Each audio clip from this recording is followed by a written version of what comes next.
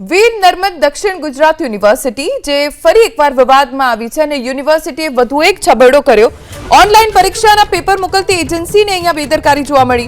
બે વખત પરીક્ષાના પેપર ખોટા મોકલતા પરીક્ષા મોડી શરૂ થઈ। 27 માર્ચે પરીક્ષા યોજાઈ હતી। એજન્સીની બેદરકારીનો ભોગ બીસીએના વિદ્યાર્થીઓ બન્યા। 27 માર્ચે સેમેસ્ટર 2 ની પ્રોગ્રામિંગ સ્કિલ્સની પરીક્ષા યોજાઈ હતી।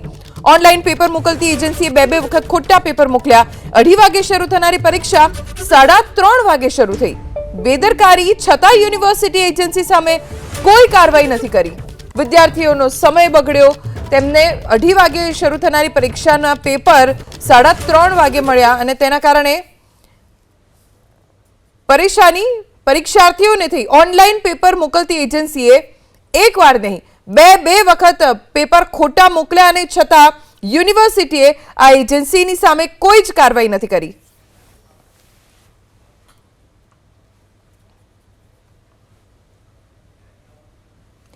સુરતમાં માંગરોળ તાલુકા પંચાયતના સભ્યની પોલીસ કસ્ટડીમાં તબિયત લથડી। ગઈકાલે પોલીસે ભરત પટેલની ધરપકડ કરી। તબિયત લથડતા ભરત પટેલને સારવાર માટે ખસેડ્યા। सूरत सिविल हॉस्पिटल जमीन पर लाखों रूपियानो बैंकनो बोझो छता जमीन वेची दीधी। बैंकना बोझानी कमी कर्यो होवाना नकली लेटर पण बनाव्या। प्रांत अधिकारीए भरत पटेल नोटरी करनार वकील विरुद्ध फरियाद नोंधावी छे। त्यारे गईकाले पोलीसे भरत पटेलनी धरपकड़ करी हती पण हाल भरत पटेलनी तबियत लथड़ी होवानी जानकारी प्राप्त थई छे।